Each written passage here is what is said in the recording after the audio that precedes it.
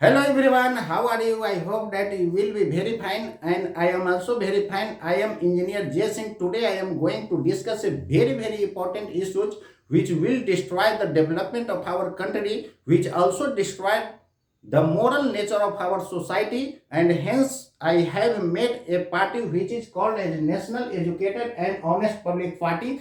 This party will help the development of our country. This party also will help the educated person to give proper jobs. कहने का मतलब ये है कि आज हमारा समाज में जो है नैतिकता धीरे धीरे खत्म होते जा रहा है। आप देखिएगा कि बहुत सारे नेता लोग जो है युवाओं को झूठा आश्वासन देकर उनको ठग रहे हैं, उनको ठगा जा रहा है। कोई बोलते हैं कि 20 लाख जॉब दे देंगे, कोई बोलते हैं कि 10 लाख जॉब दे देंगे, कोई बोलते हैं 19 लाख जॉब दे देंगे, और जो जमीनी हरकत है वो कोई चेंज उसमें नहीं हो रहा है। बस जो केवल आश्वासन ही रह जाता है, ये झूठा आश्वासन है, जमीनी स्तर पर कोई काम नहीं हुआ है। तो यहाँ पर युवाओं लोग जो बेचारा पढ़ लिख करके बेरोजगार होकर के जाकर धरना पर बैठते हैं, उनको लाठी चार्ज कर दिया जाता है, इतना उस पे अत्याचार किया जा रहा है। इसी के अगेंस्ट में एक मैं पार्टी बनाया हूं, और ये पार्टी जो है यही सब मुद्दा लेकर के उठाएगा और जितना भी एजुकेटेड पर्सन है सबको प्रॉपर जॉब दिलवाएगा।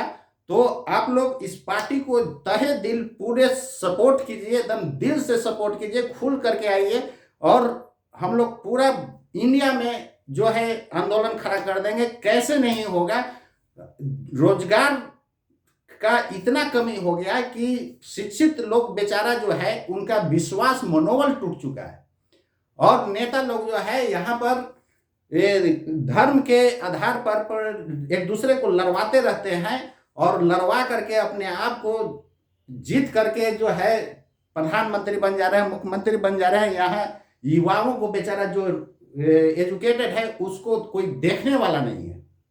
तो इसी के अगेंस्ट में एक मैं पार्टी बनाया हूं। हमारे समाज से नैतिकता खत्म होते जा रहा है।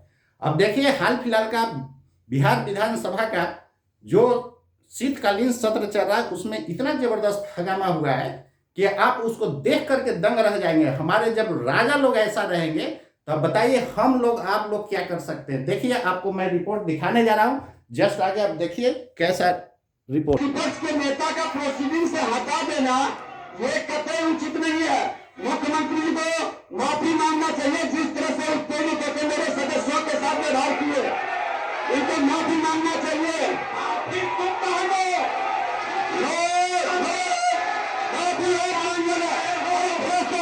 गंदा काम कर रहे हो, हत्या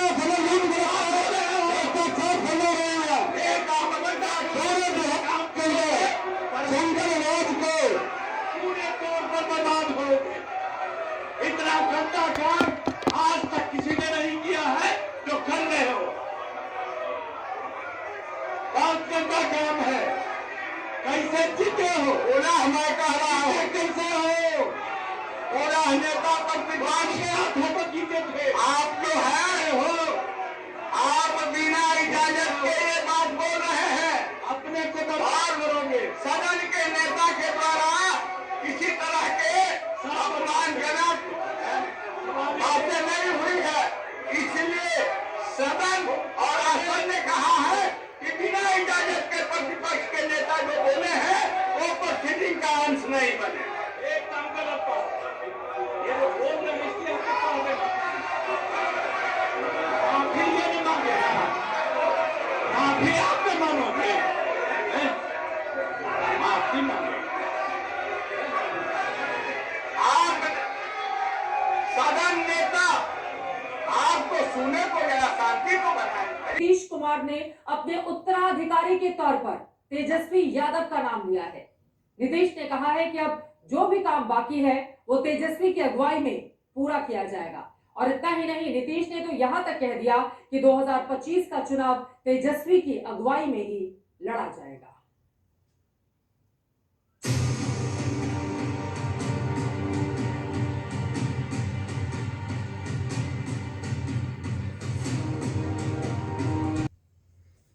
दोस्तों, आप लोग देखें कि हमारे समाज में नैतिकता कैसे खत्म होते जा रही है। आप लोग को मैंने दिखाया।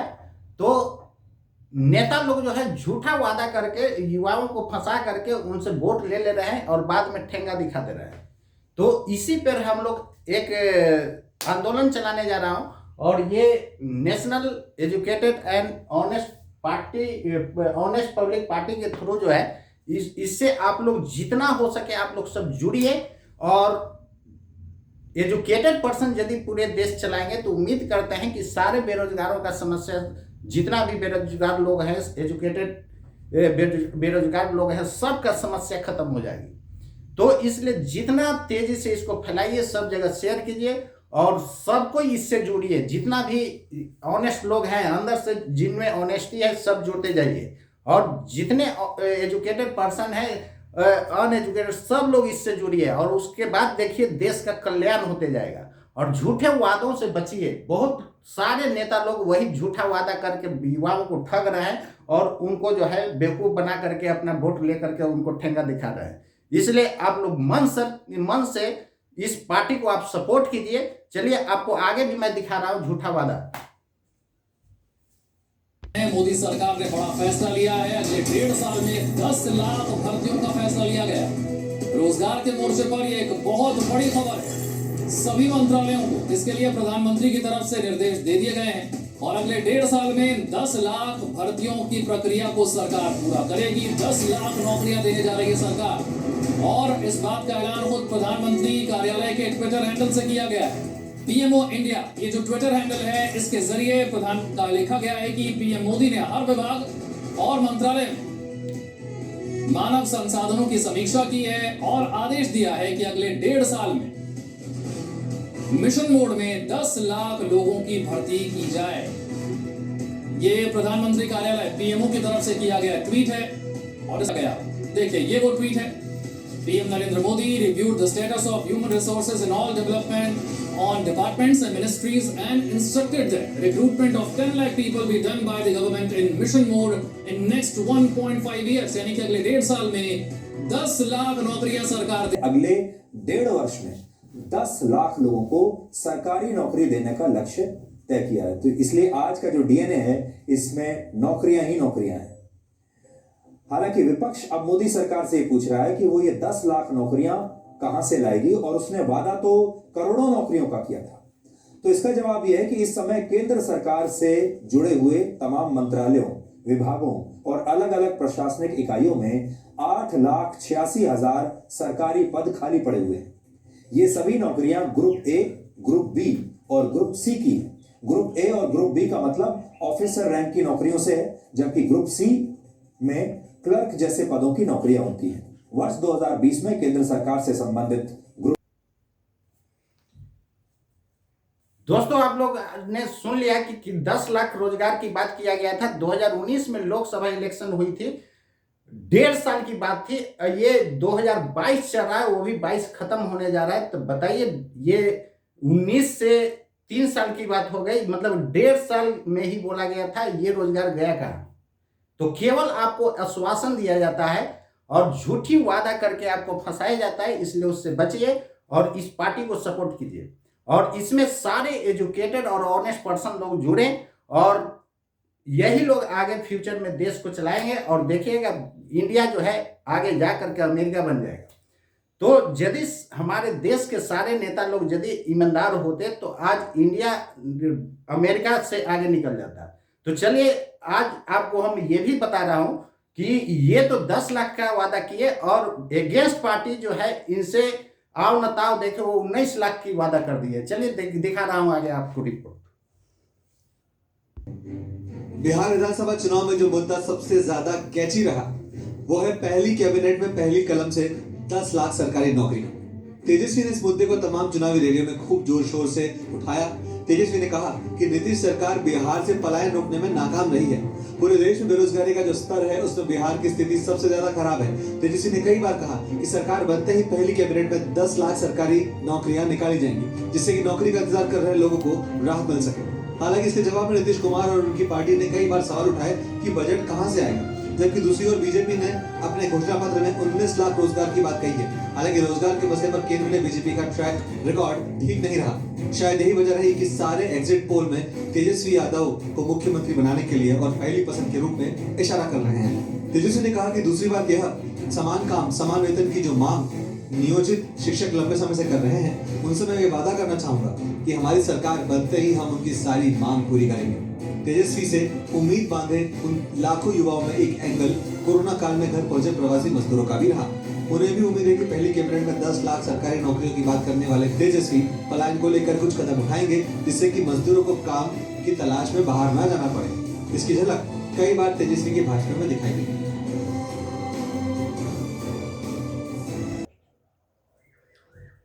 दोस्तों, आप लोग को विश्वास हो गया है कि मैं जो भी बोला 100% सच बताया हूं। आपको मैंने प्रूफ के साथ आपको मैंने दिखा दिया। इसलिए झूठा आश्वासन से बचिए और धर्म के नाम पर नफरत फैलाने वालों से बचिए।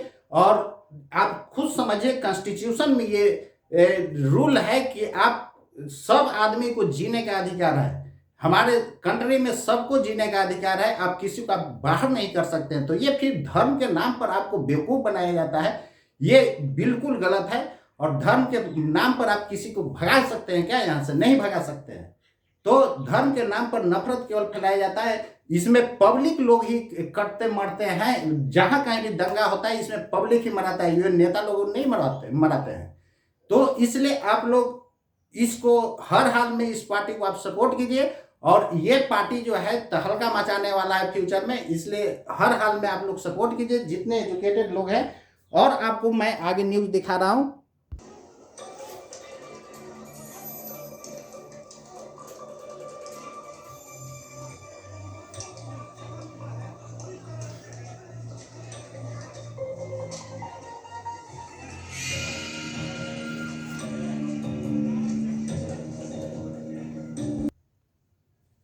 दोस्तों, आप लोग देख लिए ये शिक्षित बेरोजगारों पर कैसे अत्याचार किए जा रहे हैं। मार लाठी उसको मार करके एकदम धैर्य उड़ा दिया जा रहा है।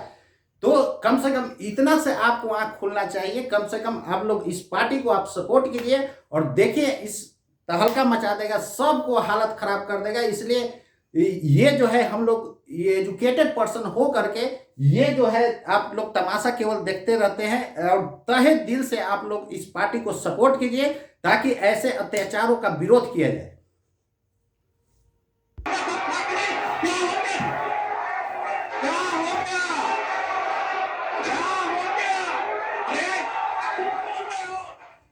वीडियो बिहार विधानसभा के शीतकालीन सत्र के दूसरे दिन का है, जब सदन में शराब से हुई मौत के सवाल पर मुख्यमंत्री नीतीश कुमार भड़क उठे।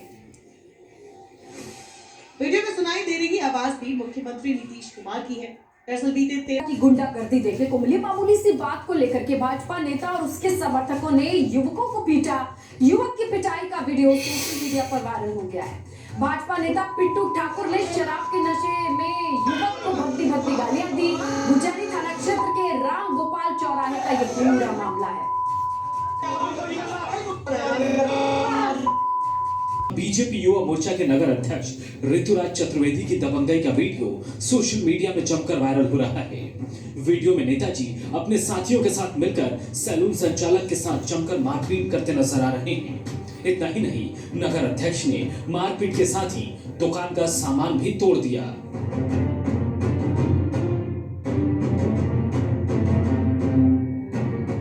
रीवा के अमहिया थाना क्षेत्र में द बार्बर शॉप सैलून के संचालक और युवा नेता के बीच काफी पुराना विवाद था, जिसके चलते बीजेपी ने शानदार जीत हासिल की।